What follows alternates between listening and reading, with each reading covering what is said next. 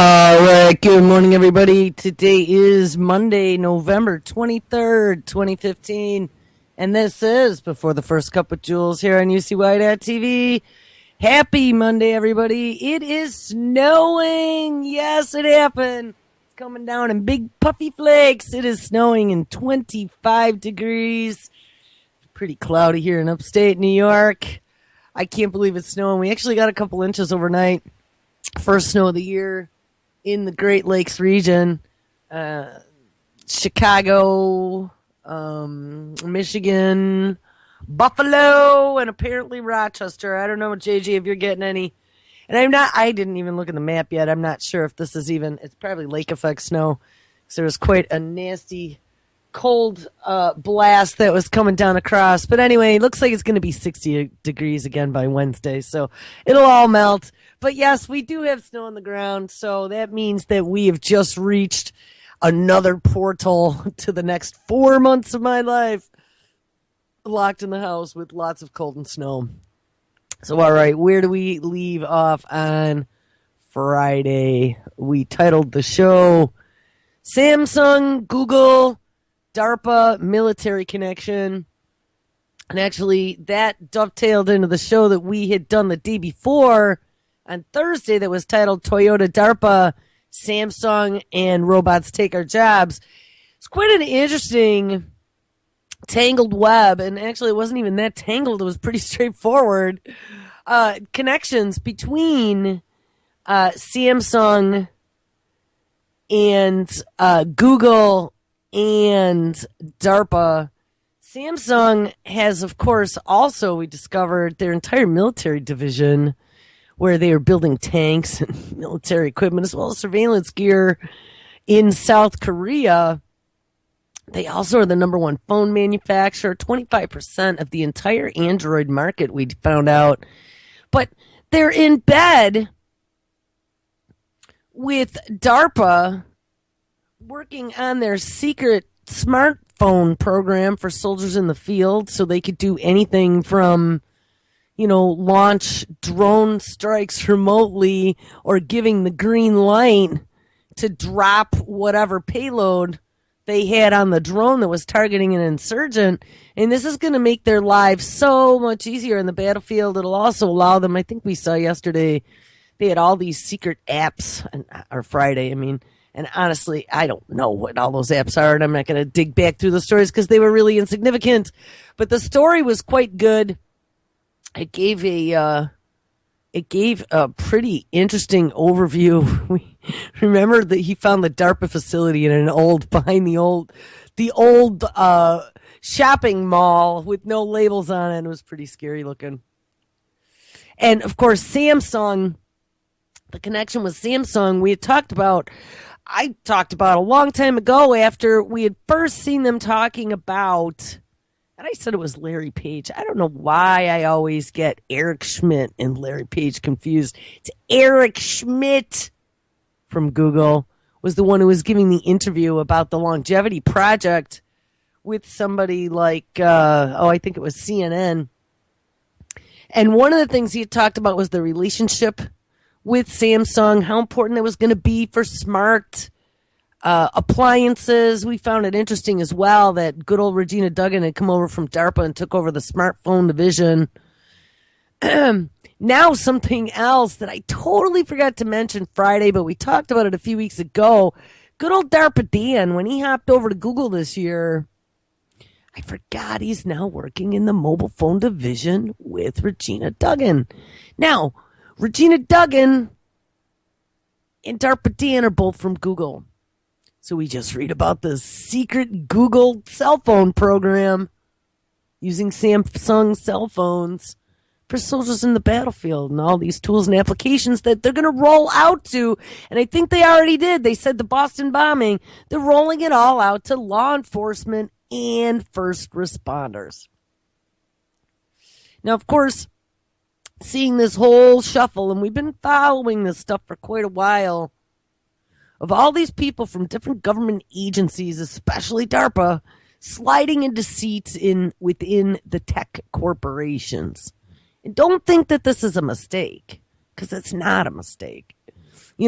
After we have, another bombing. We had 7 bombings or whatever, 7 attacks. 1 suicide bomber who apparently wasn't even a suicide bomber. I was just seeing yesterday that woman who they said blew herself up in Paris.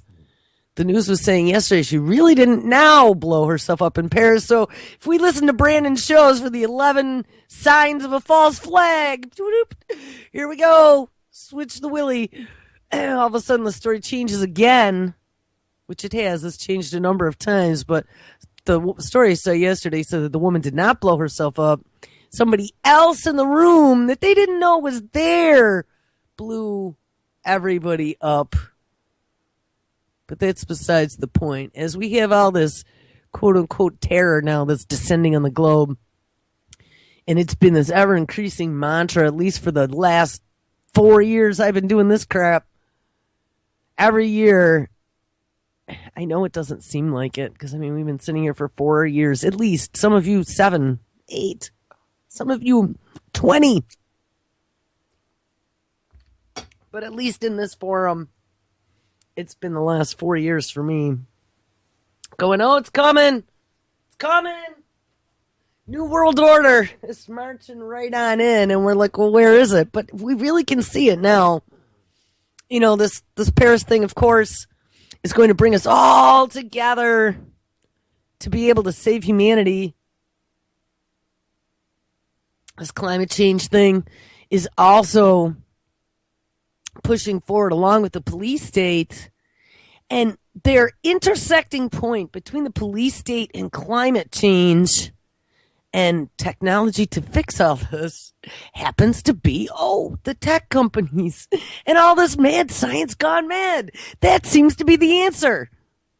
That's why we're focusing on this stuff, because the answer is a lot scarier than you think. It's not some jackbooted thug, which it might be today, but it's going to be some big scary-ass robot at some point in the future, followed by chip implants, which they're already doing. Actually, I don't know if I posted those stories or was I dreaming just really tech dystopia garbage. I thought I just saw a new story about a new brain implant to be able to... No, I did! I did! It was late last night. Well, damn, we're going to have to save this one for tomorrow.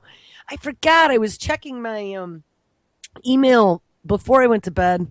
I always do that. I make sure that nobody's dying or there's no big emergency before I go close my eyes for an allotted chunk of time. And I get my daily DARPA email that I subscribe to. I have it scraping for new news. And my DARPA email yesterday was an entire show in and of itself. Oh, yeah, there's new brain implants coming. All from the research on little Johnny. They're all ready to roll it out now. I'm sure National Geographic will be peddling out the second time ever live brain surgery on TV. So anyway, that was extremely long-winded to get rolling into Monday's show. But guys, it's Monday and it's snowing outside. The cats are even excited. They're running around. The kitten is like, she's never seen snow before. So she's just going from the front of the house to the back and then stands in front of the window and then runs like crazy. She's all excited like a little kid. All right, so where I'd like to start today. So we looked at this relationship between, like I said, the 7 ways to Kevin Bacon or whatever it is. We're going to call it the 7 ways to evil. 7 ways to mad science gone mad. If you can connect to either Google or DARPA, you know they're on the wrong side. You know which color to paint their circle. So Samsung's in bed. They got the cell phone division. They got good old Regina Duggan and DARPA Dan working on all these apps. They're rolling them out. NYPD, of course. Boston PD. Yep. Working on, of course, brain implants, smart devices, mind-controlled prosthetics. That was kind of part of this whole DARPA brain implant thing. It was, of course, helping the soldiers. Everything goes back to the military. Well, the next thing then, of course, is going to be to try to find out how to make us all live longer. Of course, though, remember, it is not for you and me, but I want to... Hold on. Got to see if I can get my Skype to answer. I tried before the show, and it just never rang, so... Oh, here it is. It made up its mind. It was going to work now. It was a little too early. It wasn't getting paid before 10. All right, here we go. All right, so I've talked about this clip I don't know how many times, but I just stumbled across it again the other day when I was looking for it. And this is good old Eric Schmidt, executive chairman of Google. I don't know if he still is or if he's not there anymore, but that does not matter. This is from a year ago. Year and a couple weeks, November, a year. Oh my God, what year is it? It's 2015. This is from 2013, 2 years ago. Christy Liu speaks to Google's chairman about smartwatches, which we've talked about those. Samsung talked about those too, and why Google is investing in Immortality. Thought this would just be a good illustration to kick off Monday morning. So here we go. Let's listen to Creepy Guy talk about all the ways we're going to transhumanize everybody. Well, the good news about Android, which is the operating system that is used on more than 1 billion devices, is there are a number of manufacturers that are either building or have announced Android smartwatches. Samsung, for example, has already been shipping one. And there are other... Now, here's the thing. I know smartwatches sound so innocuous, but we've talked about this before. The smartwatches, of course, are going to become the first step to connecting you to the Internet of Things, right? You will be connected at all times as you're tracking your Fitbit or whatever you want to call it. Let's see how many steps we could do. And hey, look, it's a social network. Let's see if we can compete against our friends. Well, I did 5,000 steps. Well, I did 8,000 steps. There's this whole new 21st century agenda that is beyond even climate change and the former Agenda 21, which is now Agenda 2030 or whatever they're calling it, and the Healthy People Act of 2020. See, they're going to start spinning this healthy human thing and living forever. And because we have this socialized medicine or Obamacare, which, you know, is going to become this... I don't even know what you want to call it. I mean, once they start getting probes and devices and biosensors into your body, onto your body, stuck with one of those little sticky tattoos. You see now they have those sticky tattoos with little barcodes on them.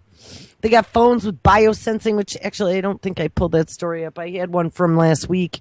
They could do your heart rate and your breathing and everything. We have them embedded in cars, right? We looked at all the self-driving, self-automating things on Thursday. Self-driving cars, they're talking about having now that emotion sensor in the dashboard, so you can tell when you're getting angry just by your facial expressions. I don't know, even if we did that, I don't know. I'll have to go back through the feed and dig up stuff we missed from last week, because I know there was quite a bit.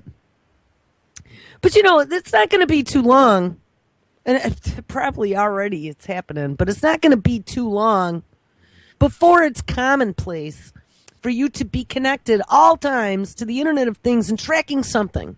Your doctor wants to make sure you're getting healthy, Mr. Smith. I noticed your weight's up and your sugar's a little high.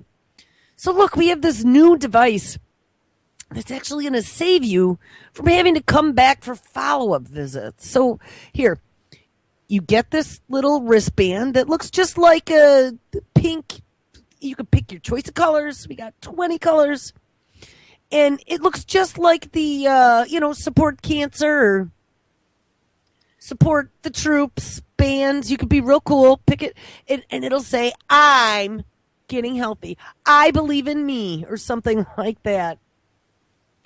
But inside that bracelet is going to be sensors that'll be able to not only GPS track locate you, but also get your heart rate, probably get some sort of sugar numbers out of your sweat, be able to do some other diagnoses.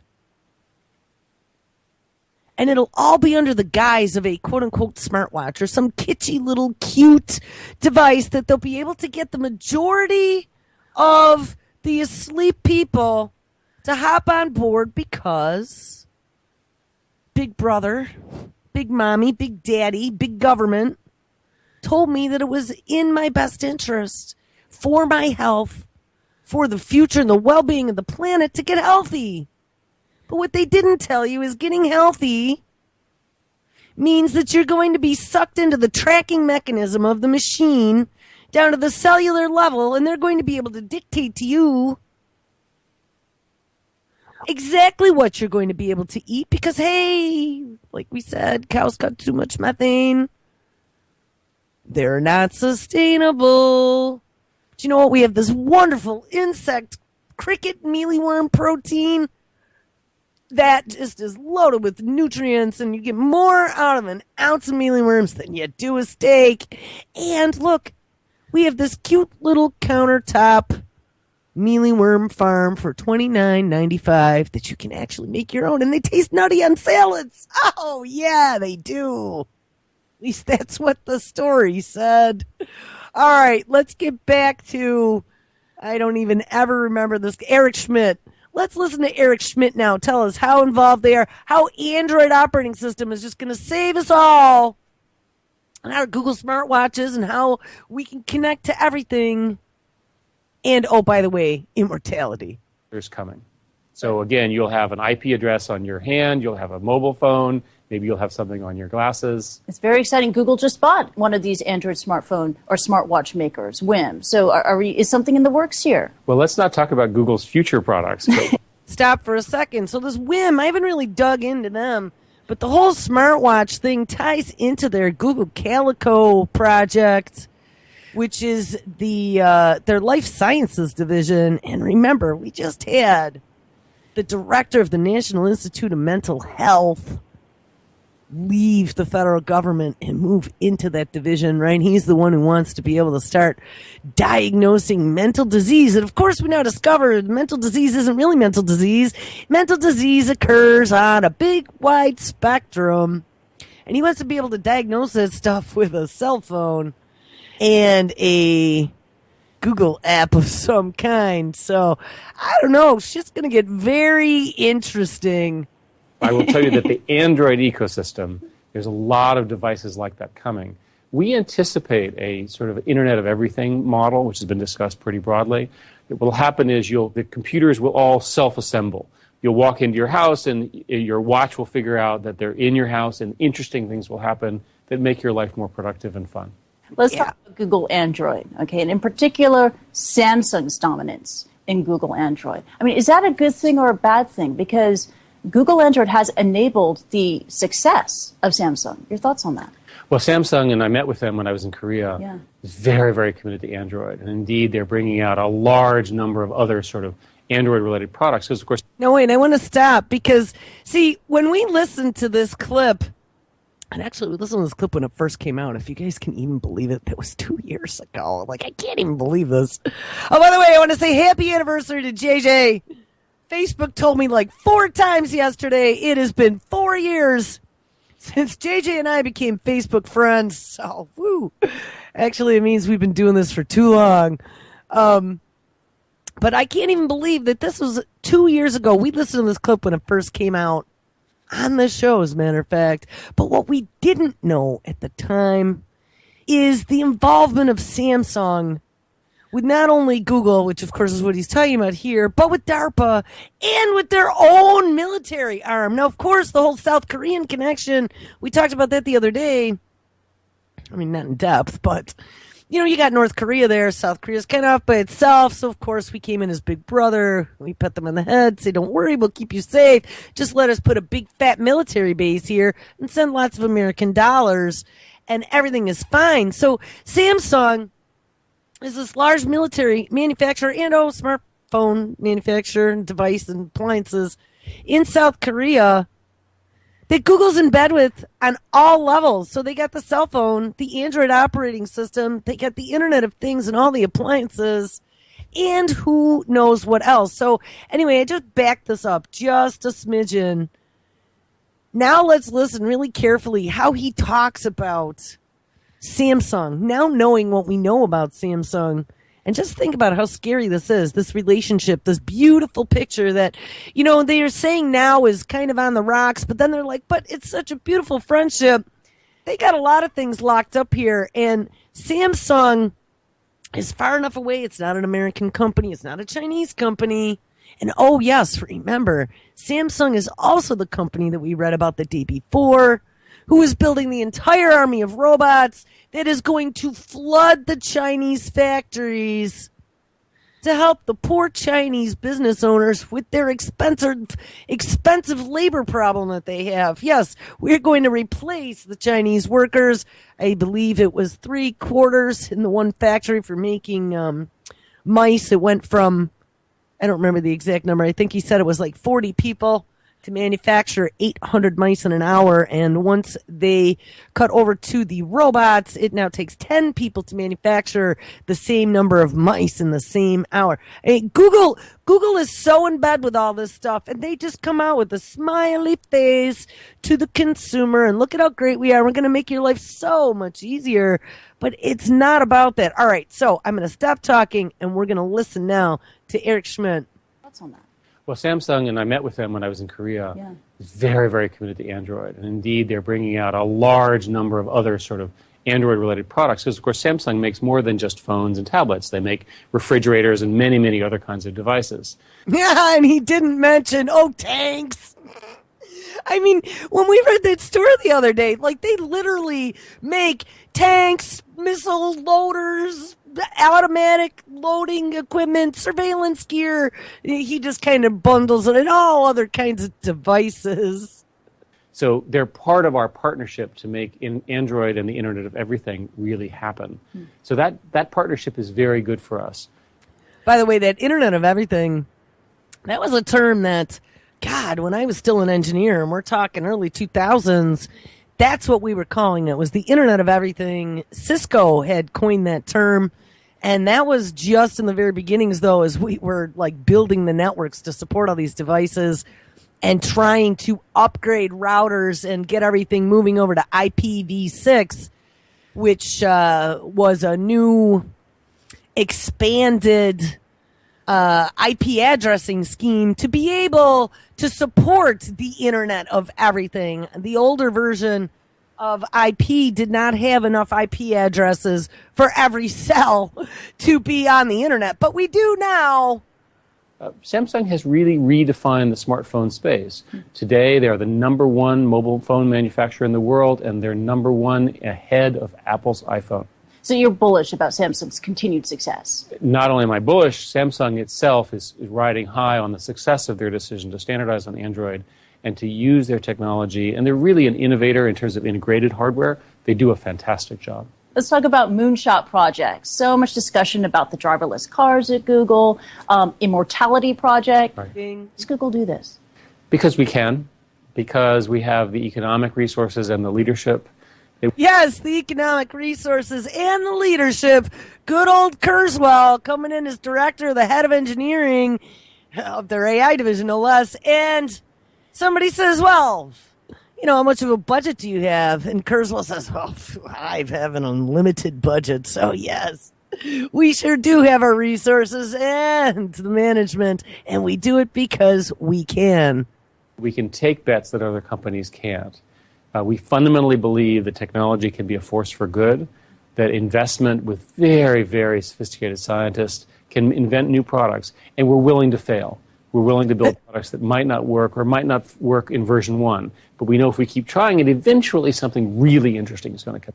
He says with very, what did he say about the scientist? And then, of course, you hear him say, version 1 usually doesn't work, right? I told you that. We do not want to be version 1 guinea pig of the Immortality project. Fail. We're willing to build products that might not work or might not work in version 1. But we know if we keep trying it, eventually something really interesting is going to come out. And who doesn't want to be immortal? There are prices to that. Well, it's going to be taxing on society for a number of reasons, but that's for another conversation. Let's get the products built first. That's right, and then deal with the social impact. That's right. Let's build the products before we regulate them. Oh, how funny. And yes, let's build the products first before we regulate them, i.e., 21st century medicine. What is it? 21st Century Care Act. That's what it was. To be able to get these devices out to the most desperate because, oh, that FDA is just killing people by trying to do some sort of testing and approval. Let's get our devices out there and into the people who are dying and then provide case studies, right? That's how the tech industry works. All right. So that's what you get when you have a tech industry now in healthcare. I ran across a story over the weekend out of the Standard in the UK titled Survival of the Richest, How London's Super Rich Are Trying to Buy Immortality. Wow. How interesting. We just read a story a few weeks back talking about the tech titans trying to defy death. And we went through that story. There were 10 or 12 very rich, well-known technical CEOs that are running companies, and I don't remember any off the top of my head. I remember, I'm not even going to quote them. We'll dig it up. We'll dig it up. But all these rich tech guys, self-made billionaires, many of them are funding a lot of this immortality research, a lot of this mad science gone mad, nanotech in your blood, flipping switches, RNAi, turning off genes, CRISPR-Cas9 gene splicing to make you a better human. A lot of them are financing this research. We also read about how, it's just so much better that we have all these private entities that are funding this research and trying to get this all pushed through and fast-tracked, because in the old days, that good old 20th century medicine wasn't doing us any good. All right, anyway, survival of the richest, how London's super rich are trying to buy immortality. When you have everything you ever dreamed of, hold on, let me kill Skype. Okay. When you have everything you ever dreamed of, what is left to want? The time to enjoy it, of course. Rebecca Newman investigates the cutting-edge treatments helping London's super rich stay forever young and just how much they are prepared to pay for them. You've got the Lamborghini and the Learjet. Yes, I have too. I wish. The houses and quite possibly the palaces. Heirdom designed your next dress, and you got a heap of diamonds. Well, what next? Well, adornment can only take you so far. What's good is that Lech Heli skiing pad. What good is that Lech Heli skiing pad when your knees are shot? And what's the point in building a multi-billion pound or dollar business when you're unwittingly courting a heart attack? As technology evolves ever more rapidly, ultra-high net worth individuals are turning their attention inward, investigating how to stall the aging process and spending serious money to load their dice against it. Now, one person, of course, that I've seen that's involved in a lot of this stuff is good old Billy Gates. We have Elon Musk that had his money behind some project. I saw Bill Gates. We did that big investment in CRISPR-Cas9 technology. Peter Thiel, of course. Larry Ellison, CEO of Oracle. There were a bunch of them. Anyway, but this is all the same thing. They're all rich mothers who want to live forever. You know, we've been trying to explain this to people for a long time, and I know it sounds crazy, but it's not crazy anymore. Kurzweil has come out and talked about how their big plan is to cure death like a disease. Of course, they got to be able to cure diseases with RNA treatments first and gene editing and flipping switches off to make you live forever. And of course, you and Nana and anyone else who's desperate at the time when there's an experimental 21st Century Care Act treatment that's available, We will all be the 1.0 trials to see if it works. But eventually, they'll be up to version 7, 8, or 9, come up with really precise ways. We saw that Cambridge Genomics, the laser printing DNA people. I mean, it's going to be to the point where it's laser precise like LASIK surgery, right? I actually was reading about LASIK again. I would never want a laser beam in my eye, even though it could fix my vision. And my 32 pairs of previously broken glasses would be a memory. But I just can't get into somebody shining lasers and cutting things in my eye or whatever they're doing. But, you know, it's going to be that simple at some point in the future to be able to edit DNA. There you go, Johnny. Just let that replicate. Come back in 3 days and you should have the arm growing out of the back of your head. You'll see little fingernails coming through. You know, I mean, seriously, and it's not going to be too long before it's that far forward. It's just now. The problem is, in the lab, everything's great. Now we really got to see when we put it into complex organisms such as, humans, what's going to happen, because when you touch gene A, you might have changes in a million others. And I think we read the other day 3,226, some number like that, 3,200 something genes that they discovered out of the 20,000 that we have in our human genome. 3,200 some odd genes that if anything happened to them, we would not be alive. So I don't know about you, but like I've said before, I am not going to be the first one in line. I don't care how desperate I am. It's not going to be me or my kid. Or you guys, hopefully, if you've listened to me. All right. Anyway, so they're spending serious money to load their dice against death. Across the road from Harrods sits the Omnia, O-M-N-I-Y-A, Omnia Clinic, a calm, contemporary white space amid the hustle of Knightsbridge. At street level, it's a luxury, reimagined pharmacy whose curated selection includes recent launches from Hollywood's favorite, listen to this, from Hollywood's favorite cosmeceuticals. Remember, we've talked about nutraceuticals. Well, I guess they have cosmeceuticals as well. You know, that shit that has stem cells in it that you can rub all over your face with aborted fetus. And I don't really know, but I'm sure they're doing stuff like that. It used to be back in the old days was Retin-A, remember? Put vitamin A on your face, it'll cause a chemical peel. It's just burning all the old skin off. But hey, you know what? You look younger if you get up real close in the mirror.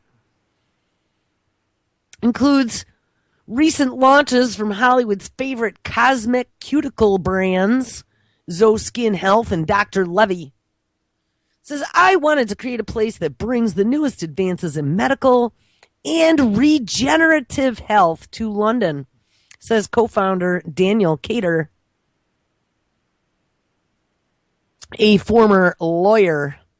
He was so depressed by the difficulty of finding the best medical treatment for his father, who suffers from a heart condition, that he decided to create his own one-stop conduit to wellness. We optimize the lives of our clients, and that could we optimize the lives our clients can lead, body, mind, and soul. And to this end, he's brought together a team of leading scientists who analyze the health of their clients to the most minute detail, a kind of space-age human MOT. And I'm not sure what an MOT is, but all I know is this sounds pretty scary. All right, so we're going to analyze our health to the most minute and sophisticated detail in such a space-age fashion. But only for those of you who are filthy rich will ever be able to take advantage of any of these technologies that, oh, by the way, in the United States, not only are we using private funding from a lot of these rich tech titans to create this technology, but we're also using tax dollars from the perspective that DARPA a federal agency is taking all this money and sprinkling it everywhere at universities and hospitals for all of these different studies and experiments. But don't worry about it, because the people who paid for it will never get version 7. Only version 1, maybe 1.5, maybe even version 2, but not version 7. Says one of these specialists that they've brought together is a cellular aging specialist named Dr. Mark Bonar. Bonar, not boner, Bonar, Bonar. As his title suggests, his title is Cellular Aging Specialist with an E, aging, which I think is the English way of spelling it. Bonar is passionate about the very specific degradations that happen in the cells of the body as we age, and still more excited about new ways that he can use to slow down such a deterioration. For example, and we've talked about these before, telomeres. Telomeres are the caps on the ends of our DNA.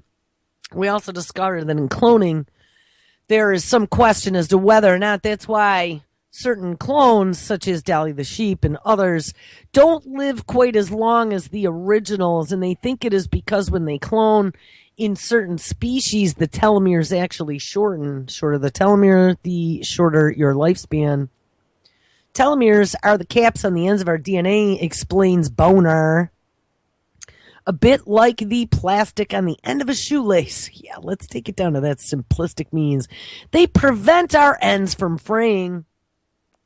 And by measuring their length in the lab, we can determine how well the body is aging.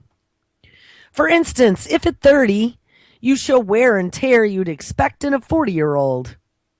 The length can also inform you about your risk of various kinds of diseases, such as breast or bowel cancer. And of course, with the 23andMe and precision medicine and the DNA sequencing, we've discovered now that they're doing that more and more for all these different diseases. And of course, this is going to become an entrepreneur's wet dream, since they've also given permission to build smart apps based upon genomic databases, so people could go in and pay $2.99 to find out whether or not they have the BRCA gene, or to find out whether or not, what are we talking about, Friday the drunk asshole gene? Yes.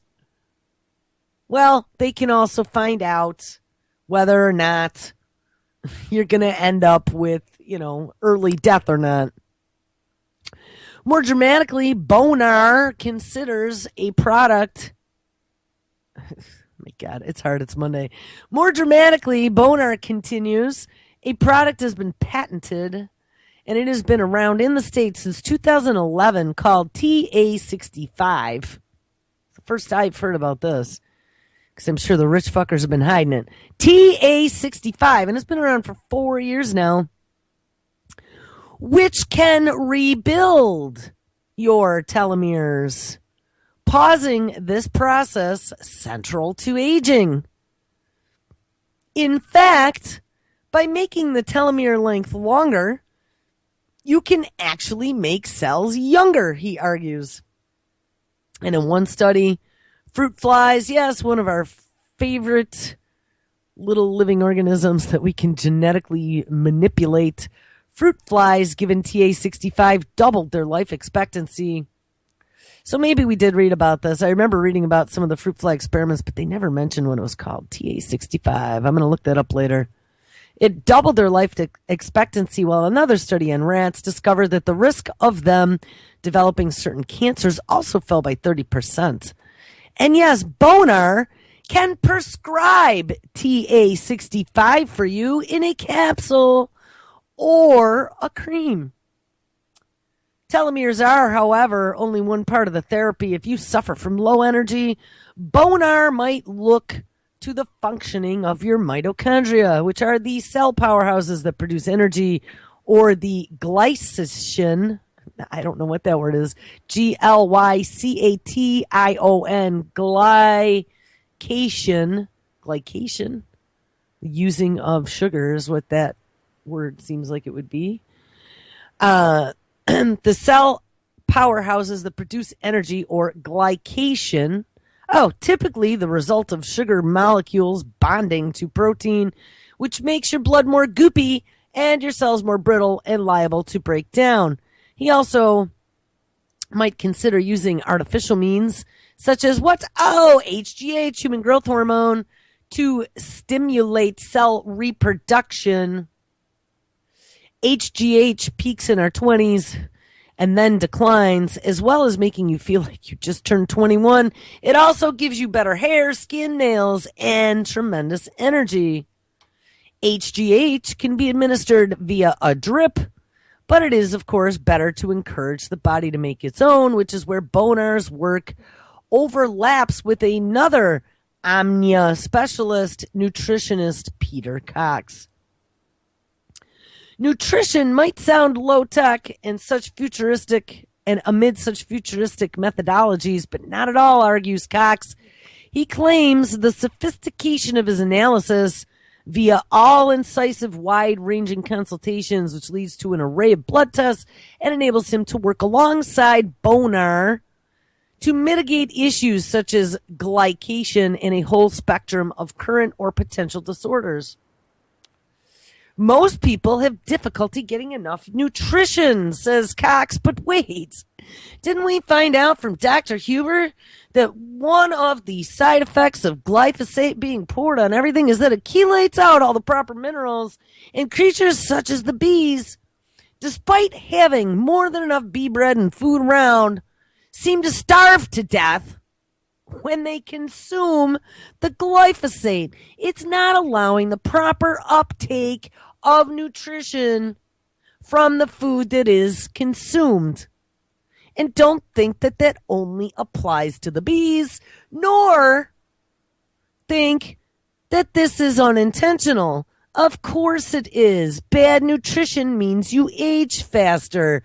It means you get more diseases. It means that you end up with things such as chronic fatigue syndrome and other low income, and I'm talking low income, like under 10 million a year, diseases. Remember, we are the plebes. But here's the other thing. All right, most people have difficulty getting enough nutrition as they decide. I don't know if we're going to make it this far, so that might have to be tomorrow's show, and then we'll do the DARPA one for Wednesday.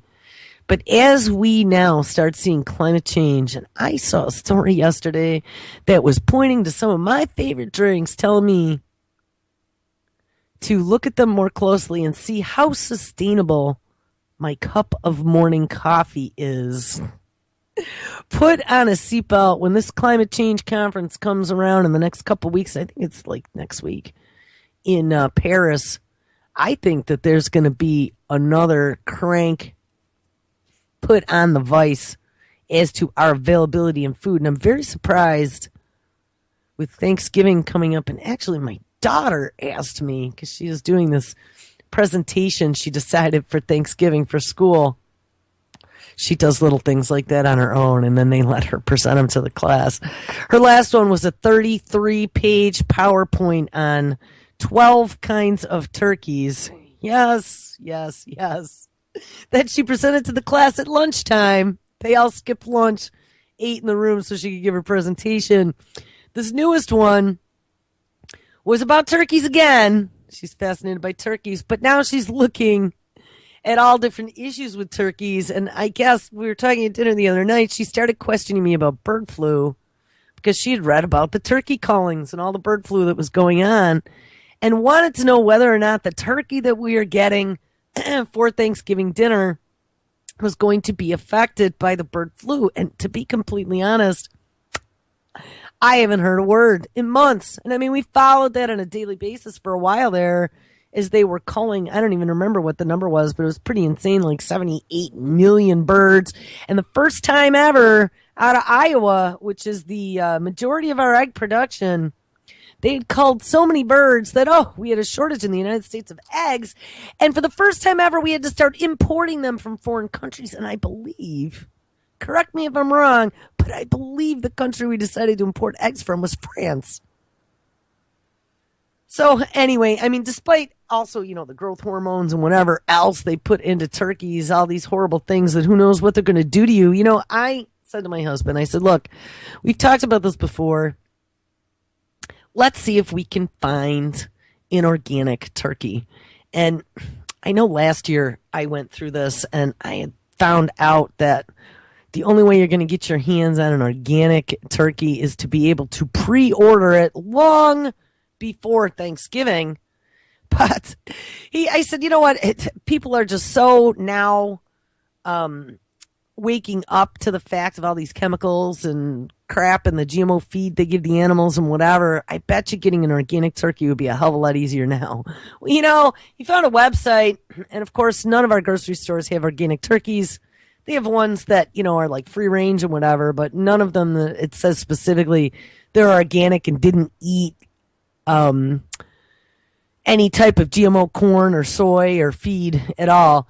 But do you want to know how much an organic turkey is online? $160.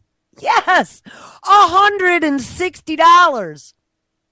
So as we're sitting here talking about rich people who can spend their money sitting in nutraceutical clinics, worrying about their telomeres and fixing their cellular damage with proper nutrition, and we see now that they're getting ready to tell me that my milk and my coffee is not sustainable because Bessie the cow farts too much and that's bad for the climate.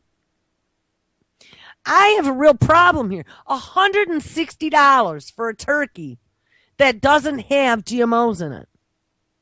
And that's exactly how they're working this. They've priced us out of so many things already.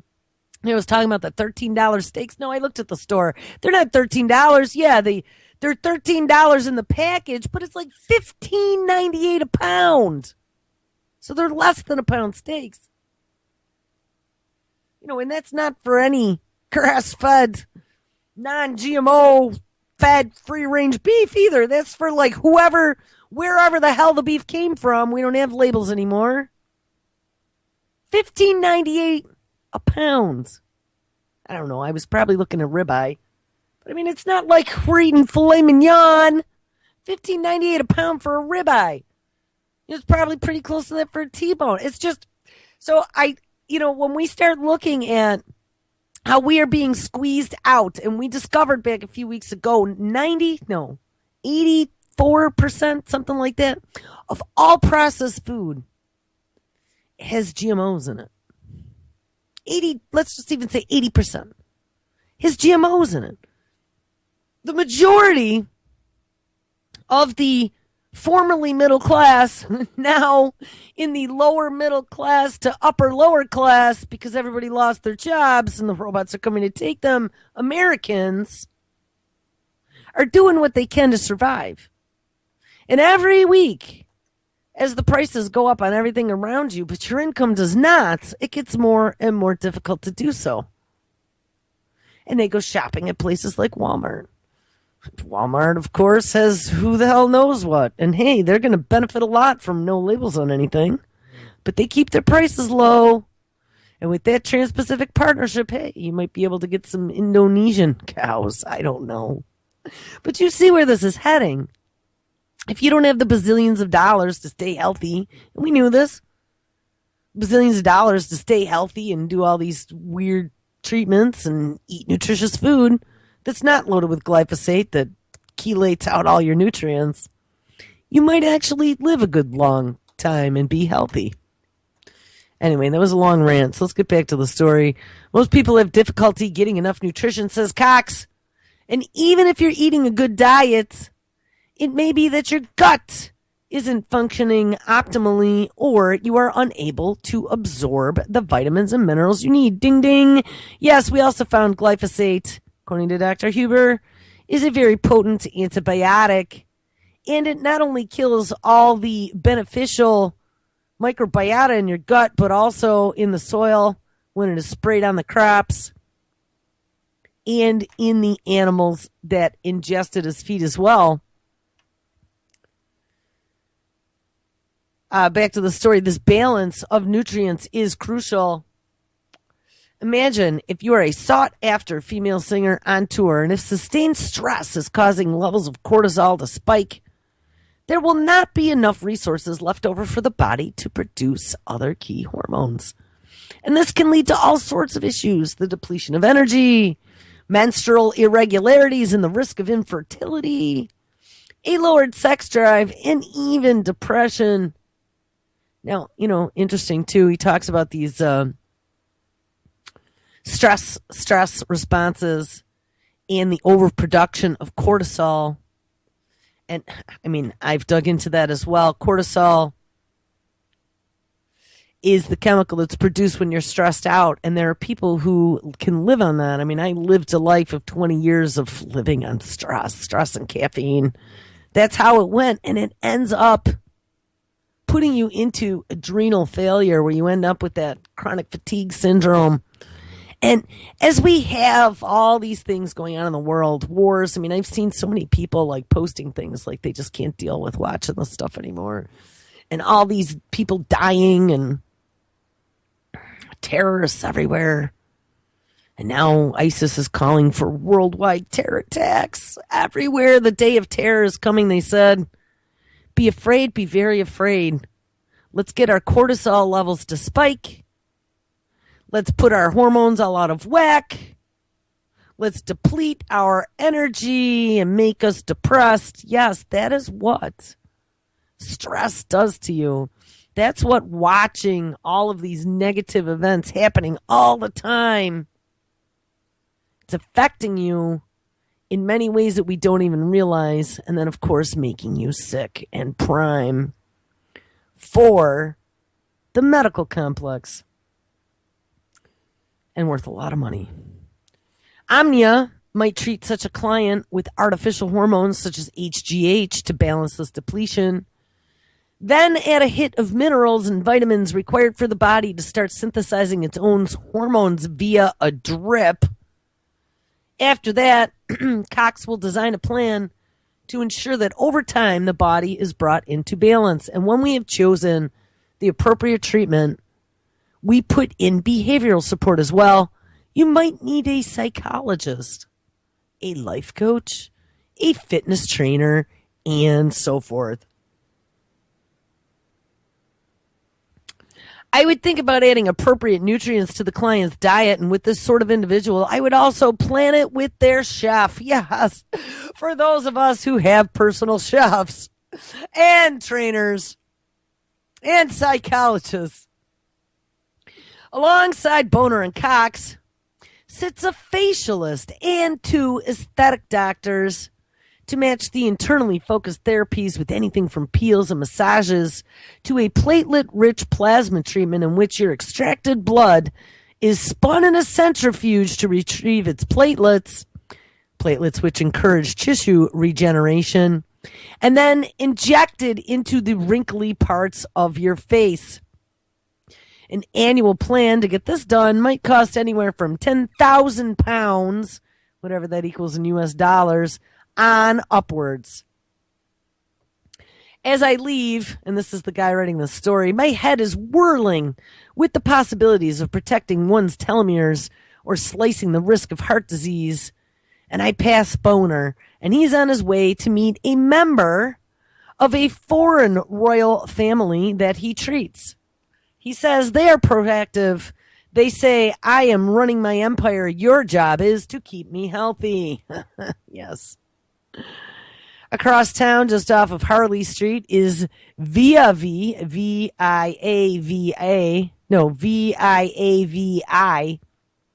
a, quote, private client health management service, unquote, with similar designs on longevity. Clients range from children to 92-year-olds and include the chef Marcus Waring and Princess Aliyah Al Taba of Jordan, all of whom pay the 12,000 pound annual fees. Says co-founder Dr. Sabine Donier, We have a retention rate of nearly 90% on a year. Wealthy people aren't stupid.